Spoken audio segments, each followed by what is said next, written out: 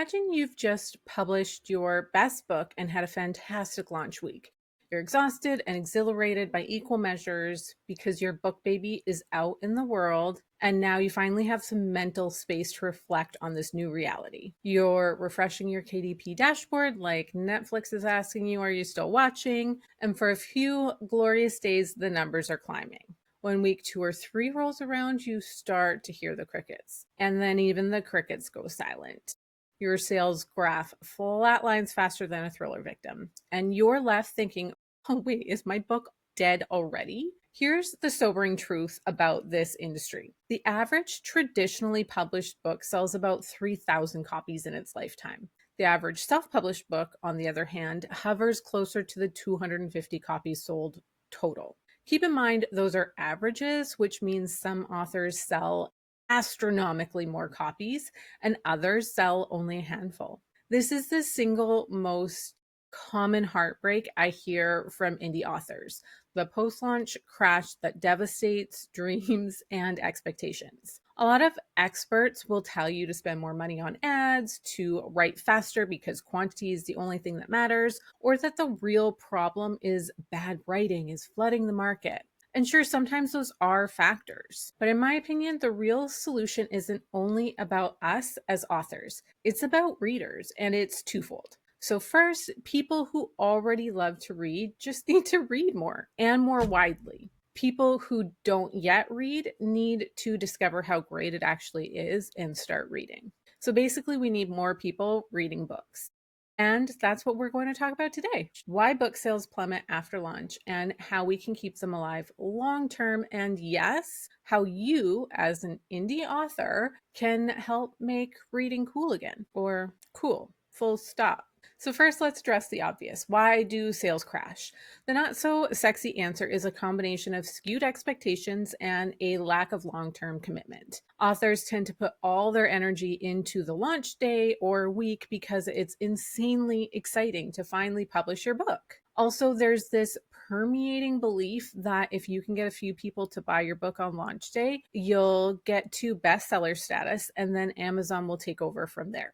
There are a few problems with that particular expectation. And the first is that Amazon really only takes over when you prove to them that you and your book are in it to win it and will self-generate sales consistently with or without their help.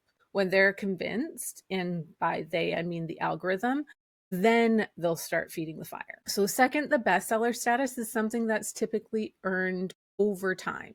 Yes, some books skyrocket to fame on day one and stay there, but they tend to have giant fan bases that flood the system with orders consistently and pre-orders even before that. So perhaps you've used a tool that led you to believe that you only need to sell 16 copies of your book to make it to the #1 position in the Kindle category for literature and fiction, horror, British. While that sounds pretty achievable, what that sweet 16 actually means is that you need to consistently sell 16 copies a day over a sustained period of time to work your way to the top of this category. It's that consistency, that sustained period of time that algorithms want to see. And honestly, that's going to keep your business thriving. If you don't keep feeding the fire, readers move on, and so will their sales directly into another author's sales dashboard. I promise I'm not going to leave you with only these dark and depressing thoughts. If you stick around, I've got really good news coming very soon. But before we get to that solution, I also want to briefly mention that this uphill battle we're fighting is all about living in a time where culture and society doesn't prioritize reading. The average American reads 12 books a year, and that's hugely skewed by bookworms, people who read far more than the average. Things like streaming, gaming, and scrolling, they all compete with books and they're much more mainstream. So yes, it can absolutely feel like publishing a book starts out hard and ends up impossible. But if we start prioritizing the concept of readership over sales, we'll be able to work our way to a sustainable marketing plan that can help you with your consistency problem and also help the world at large with the whole reading is cool mindset. Sounds good, right? I'm sold. You know what readers don't tell you? They don't tell you what they're not excited about. They simply pass on by. I can tell you with a good amount of confidence that they're not super excited to open their email inboxes, just hoping and praying to get so and so's author newsletter today. What does get them excited is something that feels like a secret bonus, like they've been let into your back room full of goodies for only the best gold star readers. Their golden ticket, so to speak. That's exactly why I created 5 fiction fill-ins. They're 5 plug-and-play templates, part Mad Libs, part marketing magic, that help you turn your book's universe, your quirky characters, and your creative chaos into irresistible reader magnets. Picture offering a therapist notes file on your most unhinged character, or a cozy mystery survival guide for readers who think they could solve the crime faster than your sleuth. These aren't dry freebies. They're fun, they're memorable, and they're the exact kind of thing readers want to share. The best part is, as you fill them in, you're not just inventing a magnet, you're also creating the landing page copy to sell it. No more blank page panic or sleazy salesperson skepticism, just a head start that feels very author meets reader in the best way possible. So if you are ready to give your readers a reason to stick around long after launch week, grab your free copy of 5 fiction fill-ins. The link's in the description. Bookworms already know reading is amazing, but to really thrive as indie authors, we need to lean into the fact that reading itself needs better PR. That work has already started, which is the good news. Reading is trending in a way that it hasn't in decades. Book Talk, Bookstagram, BookTube, they're massive. Being a book person is an aesthetic identity in certain circles, and it's no longer this embarrassing social faux pas. As indie authors, I believe it's our mission to help push that lifestyle shift forward. How? Celebrate the aesthetic. Be more than an author, be a fellow reader. Show off your cozy reading nook, your annotated pages of your current read, your favorite bookmarks, your ever growing TBR, your adventures to the local library. Reading is so much more than a solitary escape these days. It's a vibe. The same way people love coffee shop culture, they can love book culture. And if you want to bring your book into their vibe, you should be paying it forward as a diligent literary citizen yourself. You can do that by championing indie literature. Readers love to be tastemakers, and when they discover an indie gem before it blows up, they feel like they're in on a secret. That's something that you can encourage, and it keeps them buying and believing in indie authors. There's this great divide between trad published elitists and self published martyrs. And I don't recommend that you partake in that drama.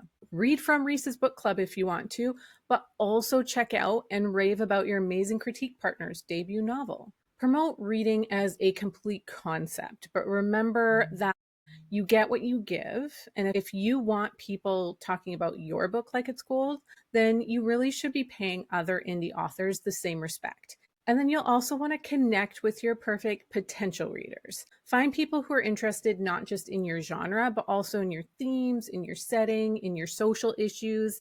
That's how we move beyond the already converted bookworms and into an audience that hasn't yet fully embraced the magic of reading. If you've written a hockey romance, jump into the Hockey Mom Facebook groups. If your mystery features a rare and endangered owl, join the birding and wildlife conservation forums. If your protagonist is a newly retired mechanic, go wherever the newly retired mechanics hang out and talk shop. Drop into conversation about carburetors, and oh, by the way, your main character is dealing with those too. If you're writing cozy fantasy with a foodie thread, join cottagecore and recipe sharing spaces. Your peers there might show up for the sourdough tips, but they're going to stay to sample that enchanted bakery you've created.